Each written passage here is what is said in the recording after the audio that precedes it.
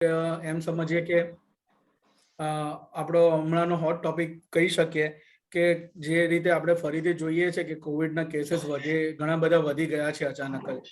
તો એ ટાઈમે આપણા હિમોગ્લોબિનોપથીથી પીડાતા બાળકો અને એડલ્ટ આમાં કોવિડ વેક્સિનનું શું સ્ટેટસ છે, આપણે શું કરવું? ઘણા બધા પેરેન્ટ્સના હમણાં જ ફોન આવે છે કે મારા બાળકને હમણાં આપવું, વેક્સિન આપવું કે નહીં આપવું, બ્લડ ક્યારે ચડાવવું, બ્લડ ચડાવ્યાથી પછી વેક્સિન આપવાથી શું ફાયદો થશે, શું ગેરફાયદો થશે. આવા ઘણા બધા ક્વેશ્ચનો હમણાં આપણા થેલેસેમિયા અને સિકલ સેલ બાળકોના પેરેન્ટ્સ તરફ આવે છે. અને પર્ટિક્યુલરલી હમણાં જ્યારે બાળકોમાં વેક્સિનેશન 15 થી 18 વર્ષના બાળકોમાં જ્યારે ગવર્મેન્ટે ચાલુ કર્યું તો ત્યારે આ ક્વેશ્ચન્સો ઘણા બધા બહાર આવેલા છે. તો આજે આપણે એ ટોપિક પર થોડી બેઝિક ચર્ચા કરી લઈએ અને આપણે કોરોનાને સામેની જે લડત હજુ પણ ચાલુ છે એ લડતને આપણે વધારે મજબૂત બનાવવા માટે શું પ્રયાસો આપણે કરી શકીએ એના માટેની આપણે ચર્ચા કરીશું. તો આપણે સૌથી પહેલા ચાલુ કરીએ કે જે બેઝિક બે વેક્સિન આપણા ઇન્ડિયામાં અવેલેબલ છે, એક તો કોવેક્સિન અને કોવિશિલ્ડ. ભારત બાયોટેક દ્વારા બનાવેલી છે કોવેક્સિન અને સિરમ ઇન્સ્ટિટ્યૂટ દ્વારા કોવિશિલ્ડ બનાવેલી છે. હવે આ બંને વેક્સિન કોરોના 19 ઇન્ફેક્શન ની અગેન્સ્ટ બનાવેલી છે. બંનેની ટેકનિક થોડી અલગ છે.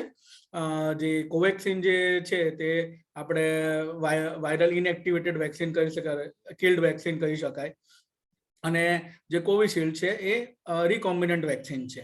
હવે બંને વેક્સિન કોરોના 19 ઇન્ફેક્શનની સામે ઇફેક્ટિવ છે. તો સૌથી મોસ્ટ ઇમ્પોર્ટન્ટ ક્વેશ્ચનનો આન્સર કે મારે કોરોના વેક્સિન લેવી જોઈએ કે નહીં, તો હા, આનો આન્સર હા જ આવશે કે દરેક વ્યક્તિ જે ક્રાઇટેરિયામાં એલિજિબલ થાય છે ઓર ફિટ થાય છે એને કોરોના વેક્સિન લેવી જોઈએ. હવે બીજો ક્વેશ્ચન, કેમ લેવી જોઈએ?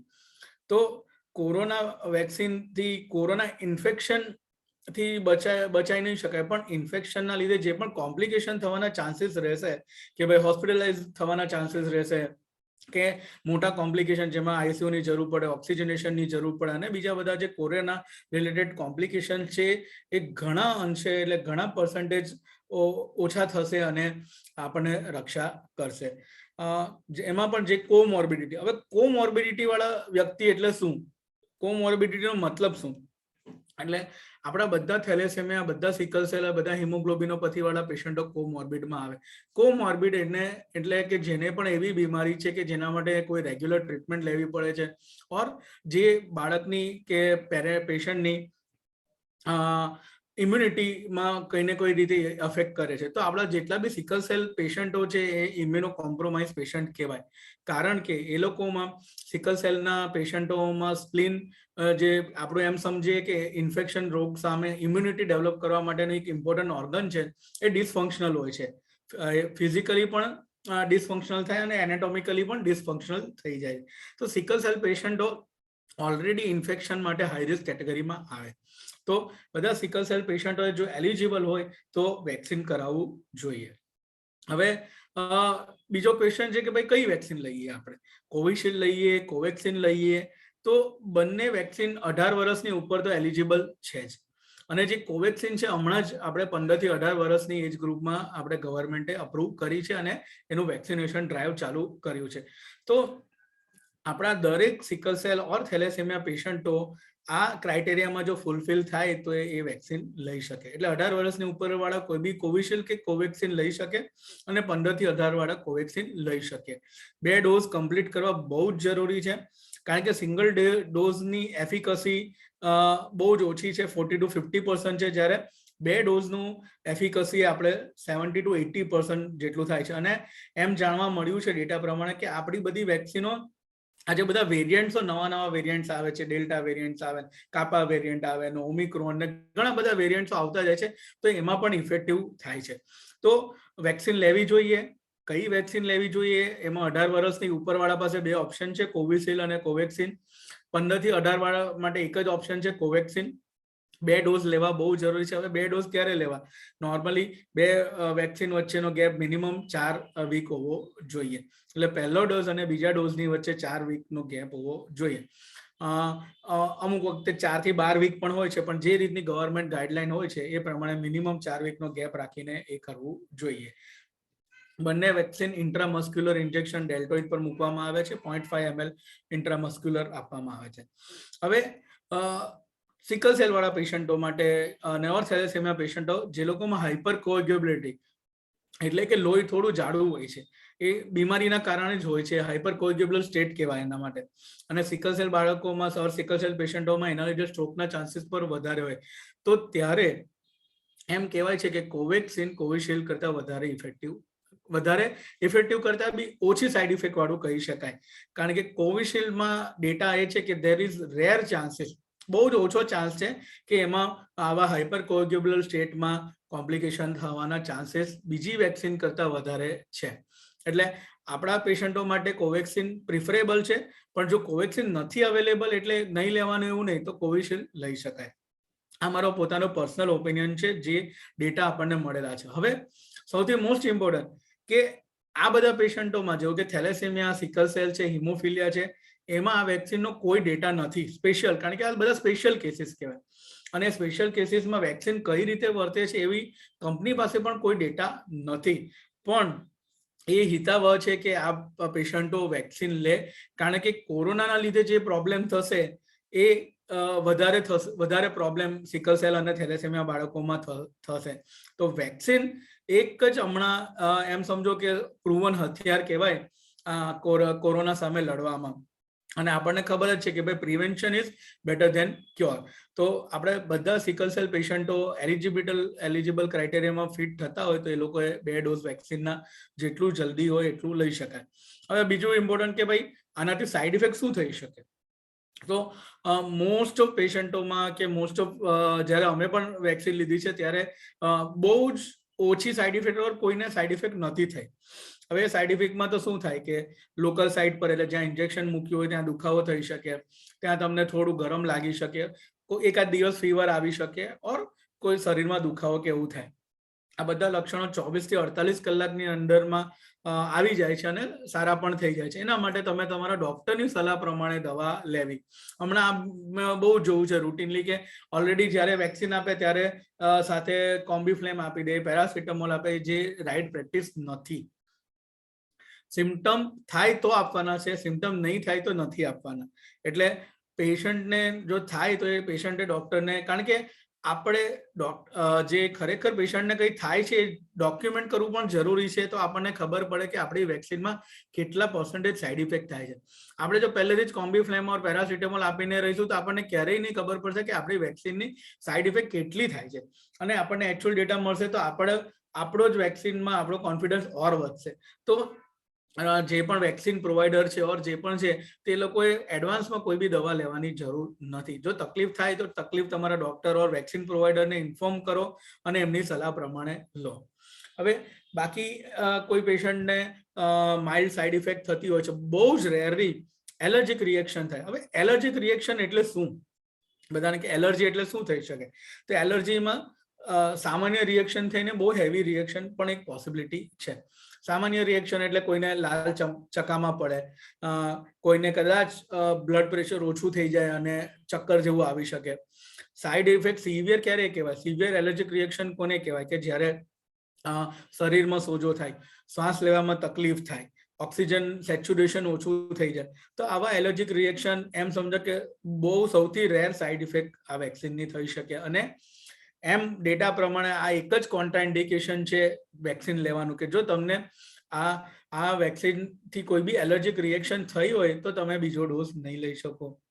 અને પણ આ બધું તમારે જાતે ડિસાઇડ કરવા કરતાં તમારા ડોક્ટર અને વેક્સિન પ્રોવાઈડરની સલાહ લઈને કરો તો એ વધારે હિતાવહ છે. એટલે એમ જોવા જઈએ તો આ વેક્સિન બહુ સેફ છે અને આપણો ડેટા પ્રમાણે 70 to 80% જેટલું પ્રોટેક્શન આપે છે. એટલે એમ સમજો કે 10 માંથી 8 વ્યક્તિને એ પૂરેપૂરું પ્રોટેક્શન આપે છે. હવે મોસ્ટ ઇમ્પોર્ટન્ટ, લોકોને એમ લાગે કે વેક્સિન આપી દીધી એટલે હું સારો જ થઈ ગયો, વેક્સિન આપી દીધી એટલે મારું કામ પતી ગયું, હવે મારે આ બધી વસ્તુઓની કાળજી નહીં લેવી છે. પણ એ ખોટી વસ્તુ છે. વેક્સિન આપણે સૌથી પહેલું તો એક તો 100% પ્રોટેક્શન નથી આપતું. એટલે આપણે 80%માં આવશું કે 20%માં આવશું આપણને નથી ખબર. એટલે કોરોનાના વાતાવરણમાં જે પણ ગવર્મેન્ટ દ્વારા જે ગાઈડલાઈન આપવામાં આવે છે કોરોના બચાવવા માટે, કે માસ્ક પહેરવું, સેનિટાઈઝરનો ઉપયોગ કરવો, સોશિયલ ડિસ્ટન્સિંગ જાળવવું, જ્યાં જરૂરી નહીં હોય ત્યાં નહીં જવું, આ બધી જે બેઝિક ગાઈડલાઈન જે ગવર્મેન્ટ વારે ઘડી આપણને આપતી હોય છે તો એનો સ્ટ્રિક્ટલી ફોલો કરવો હોય, પર્ટિક્યુલરલી સિકલ સેલ અને થેલેસેમિયા અને હિમોગ્લોબિનોપેથીવાળા પેશન્ટોએ ખાસ, કારણ કે ઓલરેડી તમે ઇમ્યુનો કોમ્પ્રોમાઇઝ છો, એટલે વેક્સિન તમને બચાવશે પણ એ 100% ગેરંટી નથી. એટલે તમારે કોવિડ એપ્રોપ્રિએટ બિહેવિયર CAB નું બહુ ધ્યાન રાખવું પડે, બરાબર છે. બીજા કરે નહીં કરે એ નહીં જોવાનું, પણ આપણે આપણા પોતાની સાવચેતી માટે સૌથી વધારે કરવું જોઈએ. પેલું દૂસરો કી જય છે પહેલે ખુદ કી જય કરે એ બહુ જરૂરી છે. એટલે જ્યાં સુધી ગવર્મેન્ટ દ્વારા ના નહીં પડાય ત્યાં સુધી આપણે કોવિડ એપ્રોપ્રિએટ બિહેવિયર જાળવવું બહુ જ જરૂરી છે. કારણ કે વેક્સિનનો ડોઝ આપ્યા પછી 2 અઠવાડિયા પછી તો એની ઇફેક્ટ આવશે. એટલે તમે જો હળવાશથી લેશો કે ભાઈ વેક્સિન આપી દીધી હવે મને કંઈ નહીં થાય, એ ખોટી માન્યતા છે. અને એ આપણે બહુ ધ્યાનમાં લેવી જોઈએ કે ના, આપણે ભલે વેક્સિન લીધી છે આપણને સારી ઇફેક્ટ તો કરશે જ, બરાબર છે, પણ બીજી આપણે પ્રોબ્લેમમાં નહીં ફસાય તો આપણે માસ્ક પહેરવું, સેનિટાઈઝર, સોશિયલ ડિસ્ટન્સિંગ ને આ બધાનું ધ્યાન રાખવું પડે. હવે બીજો ઓપ્શન છે કે બુસ્ટર. બુસ્ટરનું શું છે? હવે બુસ્ટર આપણે જોઈએ કે ભાઈ બાળકોમાં બી આપણે બુસ્ટર ડોઝ આપીએ છીએ. મેઇનલી બુસ્ટર ડોઝનું કામ એ છે કે આપણી બોડીમાં એન્ટીબોડી લેવલ એટલું મેન્ટેન રહે કે આપણે ઇન્ફેક્શન સામે લડી શકીએ. તો ગવર્મેન્ટ હમણાં ટૂંક સમયમાં ગાઈડલાઈન બહાર પાડી છે બુસ્ટર લેવાની. એમાં હમણાં તો હેલ્થકેર વર્કરોને અને હાઈરિસ્ક લોકોને જ બુસ્ટર ડોઝ આપવાનો છે, પણ એ બુસ્ટર ડોઝ ક્યારે જ કામ લાગે જ્યારે તમે પહેલા 2 ડોઝ લીધેલા હોય ત્યારે. તો સૌથી પહેલું અગત્યનું છે કે તમે પહેલા 2 ડોઝ લઈ અને જ્યારે બી ગવર્મેન્ટની ગાઈડલાઈન આવે ત્યારે તમે બુસ્ટર ડોઝ લઈ લો અને વેક્સિનની ઇફેક્ટ થ્રુ કોરોનાથી તમારી જાતને બચાવી શકો. કારણ કે સિકલ સેલ અને થેલેસેમિયા વાળા પેશન્ટમાં ઇમ્યુનિટી કોમ્પ્રોમાઇઝ થાય, એટલે તમારા સિકલ સેલ અને થેલેસેમિયા અને બાકીના બધા પેશન્ટોમાં કદાચ વેક્સિનનો જે ઇમ્યુન રિસ્પોન્સ આવવો જોઈએ, જે એન્ટીબોડી ડેવલપમેન્ટ હોય, એ નોર્મલ લોકો કરતા ઓછું હોય. એટલા માટે તમારે કોવિડ એપ્રોપ્રિએટ બિહેવિયર મેન્ટેન રાખવું સૌથી અગત્યનું છે. આ વસ્તુ તમારે બહુ ધ્યાનમાં રાખવી જરૂરી છે કે કોવિડ ક્યારેક કોઈને પણ કોમ્પ્લિકેશન કરી શકે અને એ આપણે હળવાશથી નહીં લઈ શકીએ કે ભાઈ મને થઈ ગયો છે કે બાજુવાળાને થઈ ગયો છે, નહીં તો ખાલી શરદી ખાંસી થઈ છે એને કંઈ જ નથી થતું, પણ આપણે આપણી સાવચેતીનું ધ્યાન રાખવું જોઈએ. ડેક્સ્ટરભાઈ, કોઈ ક્વેશ્ચન આપણે હોય તો લઈ શકીએ.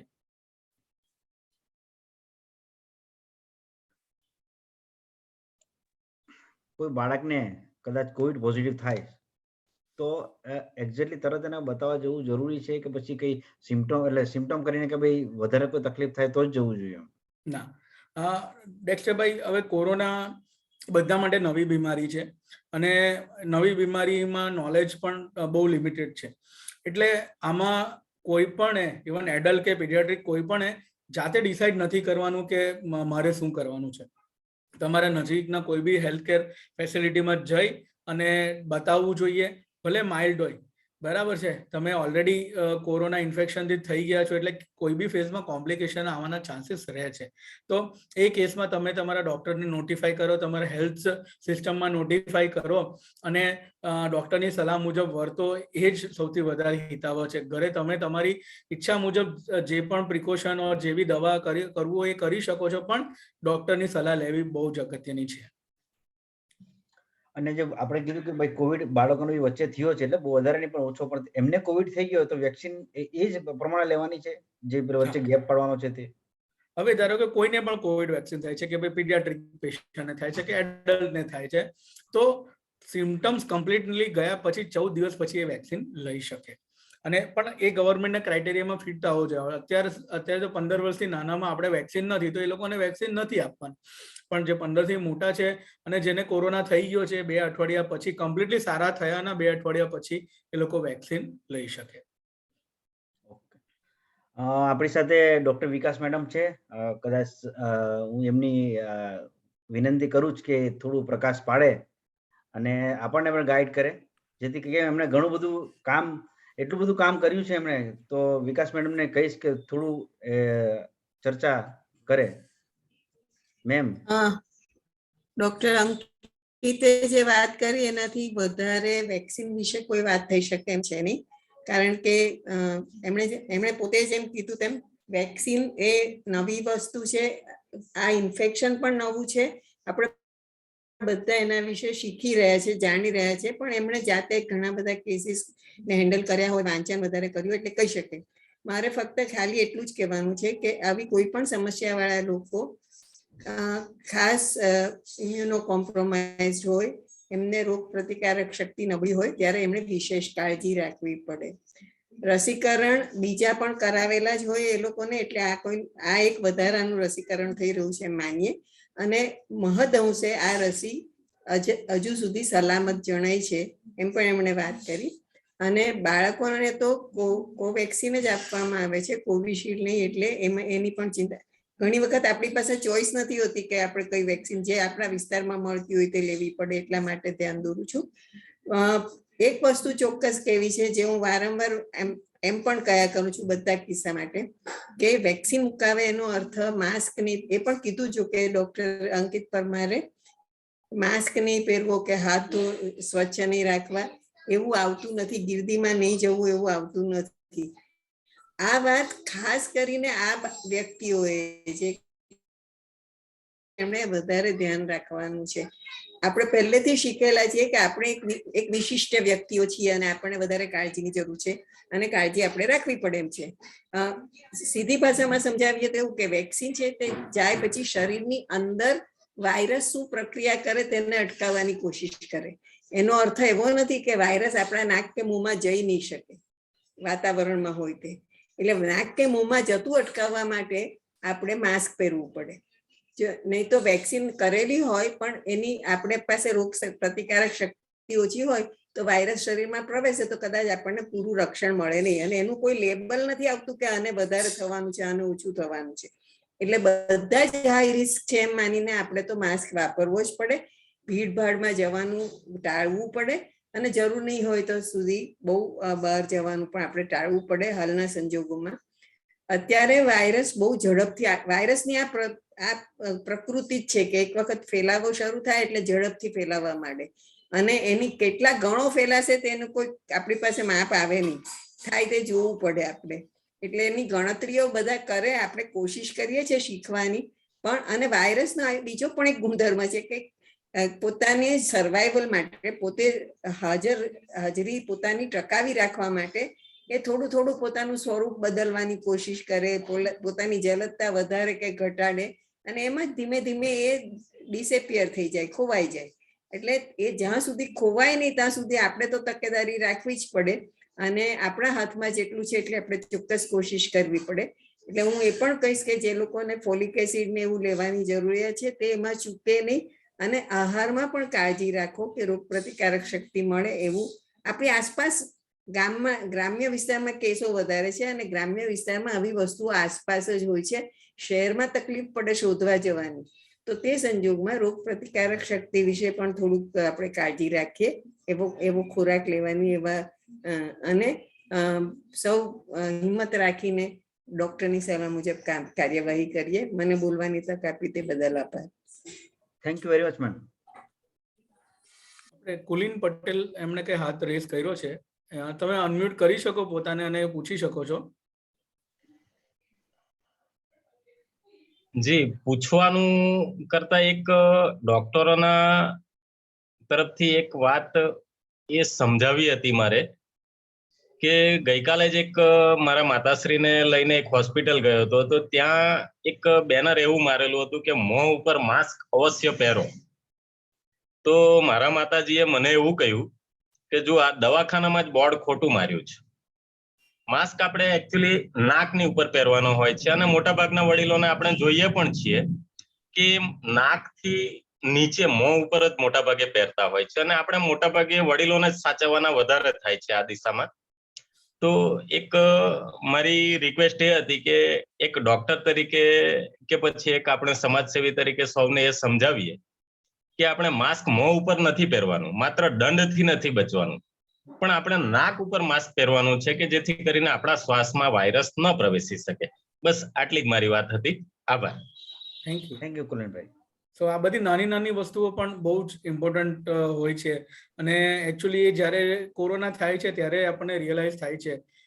મને બી લાસ્ટ યર જ્યારે ઇવન વેક્સિન પછી પણ કોરોના થયો હતો, પણ એ ટાઈમે કોરોના વેક્સિન પછી થયા પછી એકદમ માઇલ્ડ કોર્સ હતો કે ખબર નહીં પડી કે ભાઈ આ કોરોના ઇન્ફેક્શન જેવું છે.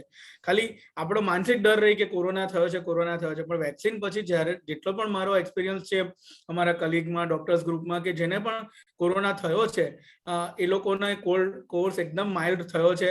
આઈ થિંક 2 થી 3 દિવસમાં કમ્પ્લીટ રિકવરી આવી જાય છે. એટલે વેક્સિન તો એમ સમજો કે ટ્રાઈડ એન્ડ ટેસ્ટેડ વસ્તુ છે, ડોક્ટરોમાં તો ખાસ. અને એ બે વસ્તુ અગત્યની જે છે કે વેક્સિન પછી પણ કોરોના થાય છે. એટલે લોકોએ એ વસ્તુ નહીં માની લેવી કે વેક્સિન થઈ ગયું, વેક્સિન આપી લીધી એટલે મને કોરોના નહીં થશે. એ બહુ રોંગ વસ્તુ છે. પણ જ્યારે પણ થાય છે ત્યારે એની તીવ્રતા ઘણી ઓછી હોય છે. એમાં બી કોમોર્બિડિટી વાળામાં બહુ જ ઓછી હોય છે. એટલે આપણા સિકલ સેલ અને થેલેસેમિયા બાળકો માટે ખાસ કે તમારી ઇમ્યુનિટી ઓલરેડી થોડી ઓછી છે તો તમારા માટે કોવિડ વેક્સિન તો એક એમ સમજો કે બ્રહ્માસ્ત્ર તરીકે કોવિડની અગેન્સ્ટ કામ કરે. કારણ કે જ્યારે બી આ બાળકોમાં થેલેસેમિયા કે સિકલ સેલ ઓર અધર હિમોગ્લોબિનોપેથી વાળા પેશન્ટમાં કોરોના થાય છે તો ત્યારે એનું સ્વરૂપ નોર્મલ પેશન્ટોમાં થતું કરતાં વધારે ઘાતક હોય છે. એમાં પણ સિકલ સેલ વાળામાં, કારણ કે એ લોકોના લંગ ઘણા ડેમેજ થયેલા હોય છે, એક્યુટ ચેસ્ટ સિન્ડ્રોમ થયેલા. એમાં એડલ્ટ છે, એડોલેસન્ટ ગ્રુપ છે, એ લોકોમાં એક્યુટ ચેસ્ટ સિન્ડ્રોમના લીધે ઓલરેડી લંગ ડેમેજ થયેલું હોય તો એવા કન્ડિશનમાં જો કોરોના થાય તો એ લોકોમાં તીવ્રતા વધી જાય. બીજું, કોરોના પોતે એક હાઇપર કોએગ્યુબલ સ્ટેટ કરે એટલે લોહી જાડું કરે છે. અને કોરોનામાં પણ આ વસ્તુ સિકલ સેલ વાળા પેશન્ટોમાં બી હાઇપર કોએગ્યુબલ સ્ટેટ હોય છે. તો આ બંને કન્ડિશન જો સાથે થાય તો એ લોકોને સ્ટ્રોકના ચાન્સીસ વધી જાય અને આ હાઇપર કોએગ્યુબલ બ્લડની સિચ્યુએશનના લીધે બીજા બધા કોમ્પ્લિકેશન થવાના ચાન્સીસ થાય છે. તો જો આપણી પાસે પ્રિવેન્શન માટેનો જો એક ઓપ્શન્સ અવેલેબલ હોય તો આપણે એ ઓપ્શનને તરત જ સ્વીકારીને આપણી લાઈફમાં કોમ્પ્લિકેશન આગળ ઓછા આવે એના માટેની તકેદારી લેવી જોઈએ. અંકિતભાઈ, બીજો એક ક્વેશ્ચન આવેલો હતો કે બાળકને ક્રાઇસિસ થયું છે સિકલ સેલ ડિસીઝ વાળાને, તો પછી ક્રાઇસિસ પછી કેટલા સમય પછી વેક્સિન લેવી જોઈએ? તો કોઈ બી પેશન્ટ જેને એક્ટિવ ઇન્ફેક્શન છે ઓર ફીવર છે તો એ લોકોએ જ્યાં સુધી ફીવર એપિસોડ ઓર જે બી એક્ટિવ ઇન્ફેક્શન ઓર આવો કોઈ કોમ્પ્લિકેશન વાળો ફેઝ પતી જાય છે તેના આઈ થિંક અઠવાડિયાથી 10 દિવસ ઓર 2 વીક્સ પછી આપણે વેક્સિન લઈ શકાય. આમાં એવી કોઈ પર્ટિક્યુલર ગાઈડલાઈન નથી, પણ ઇટ ઇઝ ઇન્ડિવિજ્યુઅલ કે જ્યારે તમે નબળા હો ત્યારે તમે વેક્સિન લો, એના કરતાં તમે સ્વસ્થ હો તો ત્યારે વેક્સિન લો તો એ વધારે ઇફેક્ટિવ રહેશે. તો જે બી પેશન્ટ કોમ્પ્લિકેશન થયેલું છે એ કોમ્પ્લિકેશનમાંથી બહાર આવે અને નોર્મલાઇઝ થાય તો એ તમારા ડોક્ટરને તમારે સલાહ લઈને કન્ફર્મ કરવું જોઈએ કે હવે હું વેક્સિન લઈ શકું કે નહીં. હવે ઘણા બધા થેલેસેમિયા પેશન્ટો રેગ્યુલર બ્લડ ટ્રાન્સફ્યુઝન પર હોય તો એ લોકોનો ક્વેશ્ચન હોય છે કે અમારે ક્યારે લેવી. તો જે બી થેલેસેમિયા બાળકો છે એ લોકો બ્લડ ચડાવતા પહેલા વેક્સિન લઈ લે ઓર બ્લડ ચડાવ્યા પછી ગમે ત્યારે પણ વેક્સિન લઈ શકે. હવે કારણ કે આપણે નોર્મલી ગેપ રાખવા જઈએ તો થેલેસેમિયા પેશન્ટમાં એ પોસિબલ નથી. તો એ લોકોએ બ્લડ ચડાવવા પહેલા 1 વીક પહેલા લઈ લો તો સારું પડે. તો કદાચ કોઈ આવું તાવ છે કે કોઈ દુખાવો છે તો એનો તકલીફ 1-2 દિવસમાં સેટલ થઈ જાય અને પછી એ લોકો રેગ્યુલર બ્લડ ટ્રાન્સફ્યુઝન લઈ શકે. એટલે આવી હમણાં આપણી પાસે એવી કોઈ પર્ટિક્યુલર ગાઈડલાઈન આપણી વેક્સિન માટે નથી કે બ્લડનું ઇન્ટરવલ કેટલું હોવું જોઈએ, પણ અમારા એક્સપિરિયન્સ અને ડેટા અને બીજું એ પ્રમાણે સલાહ પ્રમાણે અમે તમને આટલું એડવાઇસ કરી શકીએ કે તમે બ્લડ ચડાવો એની પહેલા એટલીસ્ટ વેક્સિન લઈ લો. Yes ma'am. મારે એક વાત ઉમેરવી છે કે આપણે એમ કહીએ છીએ કે આ કેસો સિકલ સેલ થેલેસેમિયાના કેસો ને ચેપ લાગવાની સંભાવના વધારે હોવાથી એમણે વધારે સંભાળવું. એમના ઘરના બધાએ જ વધારે સંભાળવું પડે, કારણ કે એ લોકો કશેથી ઇન્ફેક્શન લઈ આવે તો પણ તે બાળકને રિસ્ક વધી જાય અથવા તે વ્યક્તિને રિસ્ક વધી જાય. એટલે મારી બધા કુટુંબોને વિનંતી છે કે તમે પણ એટલી જ કાળજી રાખજો જેટલી આપણે કેસ માટે કાળજી રાખીએ છીએ. Thank you. Very true ma'am. એટલે મેડમ એ કહેવા માંગે છે કે તમે ખાલી પોતે વેક્સિનેટ થાવ એ જરૂરી નથી, ઘરના બીજા બી વ્યક્તિ એડલ્ટ જે એલિજિબલ છે એ પણ વેક્સિનેટ થાય તો તમારા ફેમિલીમાં કોરોના આવવાના ચાન્સીસ સૌથી ઓછા થઈ જાય. ડોક્ટર ભાવેશ રાયચા,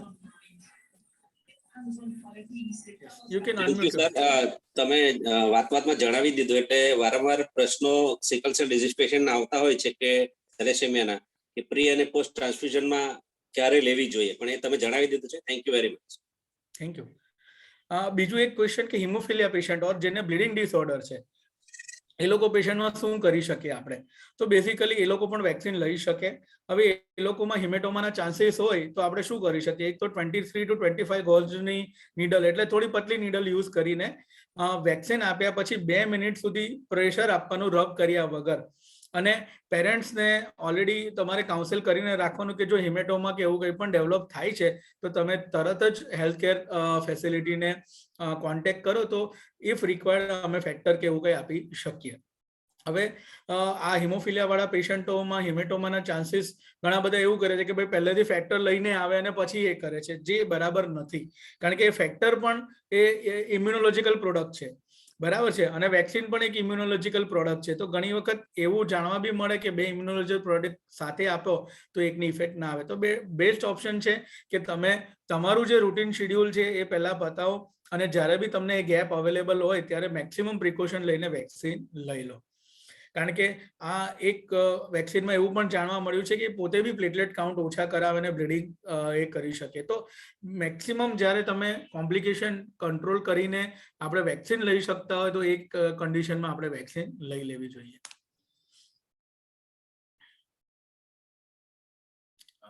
ડેક્સ્ટરભાઈ અનમ્યુટ કરજો તમે. એક ક્વેશ્ચન એવો છે કે સિકલ સેલ ડિસીઝ હોય કે થેલેસેમિયા હોય, એમણે વેક્સિનેશન લીધું તો 24 કલાક કે 48 કલાક ઘરે આરામ કરવો જોઈએ કે પછી રૂટીન ચાલુ કરી દેવું જોઈએ? ના, એવું કંઈ જરૂરી નથી. જો તમને સારું લાગતું હોય, તમને કોઈ કોમ્પ્લિકેશન નથી, તમને કોઈ દુખાવો નથી, તાવ નથી, કોઈ પણ, તમે કામ કરી શકો, એની સાથે કોઈ પ્રોબ્લેમ નહીં આવે. વેક્સિન તમારી નોર્મલ ફિઝિક્સ પર, ફિઝિક ઓર બોડી પર એવું કોઈ ઇફેક્ટ કરતી નથી કે જેના લીધે તમારે આરામ કરવો પડે. હા, તમને કોઈ ફીવર આવે છે, કોઈ દુખાવો થાય છે, ઓર કોઈ બી નાનું સાઈડ ઇફેક્ટ થાય છે તો એના માટે તમે તમારી રીતે રેસ્ટ લઈ શકો, પણ કમ્પલસરી નથી.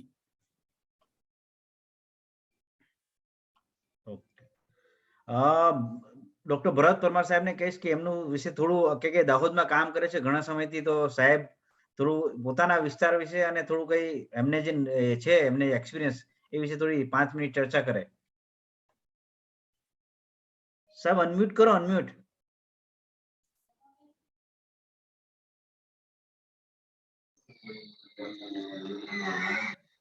હેલો, હા સર. હું આ ઝાયડસ મેડિકલ કોલેજમાં જ્યાં કામ કરી રહ્યો છું એ એરિયામાં સિકલ સેલ ડિસીઝના પેશન્ટ 50,000 છે.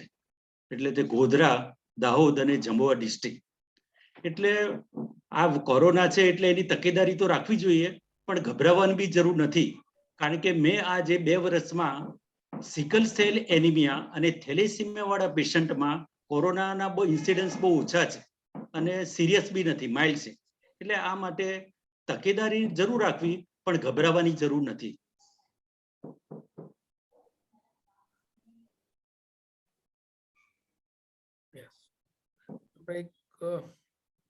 આમાં મેન્શન કરેલું છે કોઈ સિલવાસા તરફથી કે કોઈ પેશન્ટ ને કોઈ કોમ્પ્લિકેશન થયું છે કે એમાં બતાવ્યું છે કે કદાચ ડેથ છે, પણ જેટલું મારો એક્સપિરિયન્સ અને જેટલું પણ અમે ડેટા અને બધું એનાલિસિસ કરીએ છીએ, આવા કોઈ ઇન્સિડન્ટ અમારી જાણમાં નથી. કદાચ એમને કોઈ બીજા કોઈ કોમ્પ્લિકેશન થયું અને વેક્સિન સાથે જોડાયેલું હોય એવું હોય છે, પણ વેક્સિનના લીધે કંઈ પણ આવું અનાયાસ બન્યું હોય એવું અમારી જાણમાં નથી. એટલે વેક્સિનના લીધે, અને વેક્સિન એ વોલેન્ટરી છે, કમ્પલસરી નથી, પણ ગવર્મેન્ટ એવું કહે છે કે બધાએ વેક્સિન લેવી જોઈએ. એનો મતલબ એવું જ નથી કે ભાઈ બધાએ જ વેક્સિન લેવી. પણ હમણાંની સિચ્યુએશનમાં જ્યારે તમને કોરોના ઇન્ફેક્શન ક્યારે કઈ સ્વરૂપમાં કોમ્પ્લિકેશન કરી શકે છે એ કોઈને પણ ખબર નથી. અને જેમ મેડમે અને હું પણ કહી ચૂક્યો છું કે આ ડિસીઝ નવો છે અને ડિસીઝ વિશેની જાણકારી પણ અમારા માટે નવી છે. તો એ ડિસીઝ આગળ પણ કઈ રીતે વર્તશે એ અમને પણ ખબર નથી. અને હમણાં આપણી પાસે જે ડેટા આવે છે વેક્સિન્સના, અને બધી જ વિશ્વમાં બધી જ જગ્યા પર વેક્સિન ડ્રાઈવ બહુ મોટા પાયે ચાલે છે, તો એ ટાઈમે આપણે આ વેક્સિન માટેની તક ઝડપીને આપણને પોતાને સુરક્ષિત થવા માટે જે પણ કોશિશ કરી શકતા હોય એ કરવી જોઈએ. કોમ્પ્લિકેશન થવું એ આપણા હાથમાં નથી, અને વેક્સિનવાળા જે રીતના ડેટા અને જે રીતનું એ પડે છે તે પ્રમાણે એવા કોઈ પણ ડેટા અવેલેબલ નથી કે જેના લીધે કોઈ મૃત્યુ કે એવું થતું હોય છે. બરાબર છે. એટલે આવા કેસીસને એક ઇન્ડિવિજ્યુઅલ કેસમાં આપણે ડિટેલ્ડ એનાલિસિસ કરી પોસ્ટમોર્ટમ રિપોર્ટમાં શું આવેલું છે, શેના લીધે મૃત્યુ થયું છે, વેક્સિન સાથે સંકળાયેલું છે કે નથી સંકળાયેલું, ત્યાર પછી જ આવી કોઈ પણ કમેન્ટ કરવી જોઈએ. અને એ પણ કોઈ બી ઓથોરિટી થ્રુ થાય તો એ વધારે હિતાવહ છે. એટલે હું કે કોઈ બીજું કમેન્ટ કરે એના કરતાં આપણે ઓથોરિટી તરફથી આવો કોઈ ન્યૂઝ આવે અને પછી આપણે એને પબ્લિસાઇઝ કરીએ તો વધારે સારું પડે. પછી કે હાઇડ્રોક્સીયુરિયા દરેકે ડિસીઝ જ્યારે બી ડાયગ્નોસ થાય તો તરત લેવાનું ચાલુ કરવું જોઈએ. એટલે યસ સિકલ સેલ ડિસીઝમાં હાઇડ્રોક્સ્યુરિયા એ એમ સમજો કે રામબાણ ઇલાજ કહેવાય છે. અને અમેરિકાની ગાઈડલાઈન તો એ રીતની છે કે એ લોકોમાં તો સિરપ ફોર્મ અવેલેબલ છે, તો એ લોકો 9 મહિનાની ઉંમરથી બધા પેશન્ટને હાઇડ્રોક્સ્યુરિયા પર મૂકે છે. અને અમે પણ પ્રેક્ટિસમાં જે પણ પેશન્ટે ફર્સ્ટ કોન્ટેક્ટ અમારો હિમેટોલોજીસ્ટ, મારા જેવા હિમેટોલોજીસ્ટના કોન્ટેક્ટમાં આવો તો અમે તો હાઇડ્રોક્સ્યુરિયા બધા જ પેશન્ટમાં કરીએ છીએ. અને સિકલ સેલના અમારા કાઉન્સેલરો જે છે તમને પેશન્ટનો ફીડબેક આપશે કે હાઇડ્રોક્સ્યુરિયામાં મૂક્યા પછી એ લોકોને પેઇનફુલ ક્રાઇસિસમાં કેટલો ઘટાડો થયો છે, ચેસ્ટ સિન્ડ્રોમમાં કેટલો ઘટાડો છે, કોઈ પેશન્ટ સ્ટ્રોકના નથી અમે જોયા. એટલે હાઇડ્રોક્સ્યુરિયા જે પણ પેશન્ટને અમે ચાલુ કરી છે એમાં કોમ્પ્લિકેશન અને આ બધી બીજા જે પણ પ્રોબ્લેમ્સ જે સિકલ સેલને લગતા છે એમાં બી પેઇનફુલ ક્રાઇસિસમાં 50% ઉપરનો ઘટાડો અમે પર્સનલી જોયો છે. એટલે અમે અમારા બધા સિકલ સેલ ડિસીઝ વાળા પેશન્ટોને હાઇડ્રોક્સ્યુરિયા પર મૂકીએ જ છે. થેન્ક યુ વેરી મચ અંકિતભાઈ. તો હવે આજનું સેશન પૂરું કરીએ. તમે ઘણી સારી માહિતી આપી. આપણી સાથે ઘણા બધા જે સિનિયર લોકો છે તેમને ખૂબ ખૂબ આભાર કે તમે અમારી સાથે છો અને અમારી અમને હંમેશા ગાઈડલાઈન આપતા રહેજો, જેથી કરીને અમે લોકો માટે અને લોકોને સારી ઇન્ફોર્મેશન આપી શકીએ. હંમેશા તમારો સાથ અને સહકારની આશા રાખીએ છીએ. અને ખાસ અંકિતભાઈ, તમે જે આટલો સમય વ્યસ્ત સમયની અંદર તમે જે ફાળવ્યો છે એની માટે અમે આભાર વ્યક્ત કરીએ છીએ. ભરત પરમાર સાહેબ, વિકાસ દેસાઈ મેડમ અને બીજા બધા જ જે અમારી સાથે જોઈન્ટ છે તે બધાને આભાર વ્યક્ત કરું છું. અને આ કોવિડની પરિસ્થિતિમાં પોતાની જાતને સાચવજો, પોતાના કુટુંબને સાચવજો, એવી જ અમારે દરેકને વિનંતી છે. તો થેન્ક યુ વેરી મચ. એક ક્વેશ્ચન આવેલો હતો કે સિકલ સેલ ડિસીઝના પેશન્ટને કોઈ ન્યુમોકોકલ વેક્સિન આપેલી હોય તો કોરોના વેક્સિન ક્યારે આપી શકાય? તો કોઈ બી વેક્સિન પછી મિનિમમ 1.5 મહિનાનો ગેપ અમે સજેસ્ટ કરતા હોય છે. એટલીસ્ટ 6 વીક્સનો ગેપ, 4 to 6 વીક્સનો ગેપ અમે સજેસ્ટ કરતા હોય છે. તો ન્યુમોકોકલ વેક્સિનના 6 વીક્સ પછી તમે એ વેક્સિન લઈ શકો, કોરોના વેક્સિન લઈ શકો. બીજું, વેક્સિન જે પહેલો ડોઝ જે કંપની જે પણ બ્રાન્ડ કે જે પણ તમે લીધો એનો જ સેકન્ડ ડોઝ અને એનું જ બુસ્ટર લેવું જરૂરી છે. આપણી પાસે એવો કોઈ પણ ડેટા અવેલેબલ નથી કે તમે કોવિશિલ્ડ લો અને કોવેક્સિન પછી લો તો એનાથી સારો રિસ્પોન્સ આવે કે એવું નહીં. તો હમણાંના સિનારીઓમાં તમે સેમ આપણે બ્રાન્ડ અને સેમ કંપનીનું ફર્સ્ટ ડોઝ, સેકન્ડ ડોઝ અને બુસ્ટર લો એવી હિતાવહ છે. નાના બાળકોને હાઇડ્રોક્સ્યુરિયા કેટલા મિલીગ્રામની આપી શકાય એ ક્વેશ્ચનનો આન્સર તમે તમારા ડોક્ટરને મળીને એ તમારા ડોક્ટરની સલાહ પ્રમાણે જ કરી શકાય. બરાબર છે. એમ અમે 10 થી 15 મિલીગ્રામ પર કેજી પ્રમાણે દરેક પેશન્ટને હાઇડ્રોક્સ્યુરિયા ચાલુ કરતા હોય છે. પણ એ અમે બાળકની રિપોર્ટ જોઈને, બાળકની બધા બેઝલાઇન રિપોર્ટ કરાવ્યા પછી, પેરેન્ટ્સને કાઉન્સેલિંગ કર્યા પછી હાઇડ્રોક્સ્યુરિયાની ઇફેક્ટ અને સાઇડ ઇફેક્ટ શું છે, કેટલા વખત સુધી ચાલુ રાખવાનું છે, ક્યારે બંધ કરવાની હોય છે, બધી સલાહ અમારા પેશન્ટોને અમે આપ્યા પછી હાઇડ્રોક્સ્યુરિયા ચાલુ કરે. તો અમારી સલાહ છે કે કોઈ પણ ડોક્ટરની, ક્વોલિફાઈડ ડોક્ટરની સલાહ વગર કોઈ પણ દવા તમારે જાતે ચાલુ કરવી નહીં જોઈએ. હલો સર, એક પ્રશ્ન પૂછી શકું? યસ સર, એ અંકિત સર, મારે સિકલ સેલ હતું, મને 35-45, અત્યારે મારે 62મું વર્ષ છે. યસ મને 40-45 સુધી એની ઇફેક્ટ થતી હતી, અત્યારે બિલકુલ ઇફેક્ટ નથી થતી. તો એનું રીઝન થોડું ઘણું જાણી શકું? કોઈ શેની ઇફેક્ટ? હાઇડ્રોક્સ્યુરિયાની ઇફેક્ટ ની વાત કરો છો? સિકલ સેલ છે મને. હા, સિકલ સેલ. હવે આપણે હું તમને કહેવા ચાહું કે ઇન્ડિયામાં જે સિકલ સેલ છે એ બીજી વેસ્ટર્ન કન્ટ્રી અને બીજી જગ્યા પર જે સિકલ છે એના કરતાં બહુ માઇલ્ડ છે. એટલે એની તીવ્રતા બહુ જ ઓછી છે. અને ડેક્સ્ટરભાઈના એક્સપિરિયન્સ પ્રમાણે ઘણા 70-80 વર્ષના બી પેશન્ટો છે કે જેને સિકલ સેલનો કોઈ કોમ્પ્લિકેશન નથી થયું. પણ એનો મતલબ એવો નથી કે દરેક પેશન્ટને કોમ્પ્લિકેશન નથી થતું. બરાબર છે. એટલે સિકલ સેલમાં દરેક કેસ ઇન્ડિવિજ્યુઅલ રીતે હોય છે. અને કોમ્પ્લિકેશન હમણાં નથી થયું એનો મતલબ એવો નથી હોતો કે પાછળથી નથી થતું. ઓકે. પણ અમારો એક્સપિરિયન્સ પ્રમાણે આપણે ઇન્ડિયામાં આપણા ઇન્ડિયન સિકલને અલગ રીતે અને અલગ નજરિયાથી જોવાની જરૂર છે, અને આપણે આપણી પોતાની ગાઈડલાઈન હોવી જરૂરી છે. અને જેમ તમારો એક કેસ છે, એવા અમે ઘણા બધા પેશન્ટો જોઈએ છે કે જે લોકોને વર્ષો સુધી કોઈ પણ કોમ્પ્લિકેશન નથી થયા, બટ સ્ટીલ પેલું કેવું છે કે એકને નથી થયો એટલે બધાને દવા નહીં અપાય એવું ના હોય. કારણ કે એક બાળકને બી ધારો કે સ્ટ્રોક આવે છે અને એ બાળકને અમે દવા નથી આપી તો એ મોટી ભૂલ કહેવાય. એના માટે તો એ બાળકનો જીવ ગયો કહેવાય. બરાબર છે. તો અમે જે સ્ટાન્ડર્ડ ગાઈડલાઈન જે અમારી પાસે ઇન્ફોર્મેશન પ્રમાણે હોય છે, તો એ ગાઈડલાઈનને અમે ફોલો કરીને અમે અનુસરતા હોય છે. પણ યસ, તમારા જેવા કેસીસ ઘણા અમારી પાસે છે, તો એનો જવાબ અમે જ્યારે આપણે ઇન્ડિયાનો ડેટા અવેલેબલ હશું અને એના પરથી કોઈ ગાઈડલાઈન બનાવશું ત્યારે જ અમે તમને આપી શકશું. એટલે સર આમાં હું કે 45 ઉંમર સુધી મને ઇફેક્ટ હતી, ત્યાર પછી મને બિલકુલ નહીં. HbB 11 ની ઉપર પહેલા HbB 9 ની નીચે જ રહેતું હતું. એટલે મને હું કન્ફ્યુઝનમાં છું કે સાલું મેં કોઈ ફોલિક એસિડ કે કોઈ પીતો જ નથી અત્યારે હાલે, કશું જ નથી. ને હું અત્યારે હાલે રિટાયર થઈ ગયો છું ONGC માંથી. ડોક્ટર સાહેબ મને ઓળખે છે. ડેક્સ્ટરભાઈના બી આવા ઘણા એક્સપિરિયન્સ છે કે 70-80 વર્ષના જે અમુક છે ઉંમર લાયક વ્યક્તિઓ કે જે લોકોએ આજ સુધી કોઈ દવા નથી લીધી, ભલે સિકલ સેલ ડિઝીઝ છે, પણ આવા કેસીસ બધામાં નથી હોતા. હવે મારી પાસે 9 મહિનાનું બાળક છે જેનામાં 18 ફ્રેક્ચર હતા સિકલ સેલના લીધે. 9 મહિનાનું બાળક, સિકલ સેલનું બાળક, જેને અમારે બ્લડ એક્સચેન્જ કરવું પડેલું હતું. તો આ ડિસીઝ એકદમ વેરાયટી વાળું ડિસીઝ છે, એટલે એને દરેક પેશન્ટને દરેક ઇન્ડિવિજ્યુઅલ લેવલ પર જોવું બહુ જરૂરી છે ટ્રીટમેન્ટ વખતે. Okay, thank you sir. કોઈ ક્વેશ્ચન હોય તો આપણે લઈ શકીએ, અધરવાઇઝ વી કેન સ્ટોપ.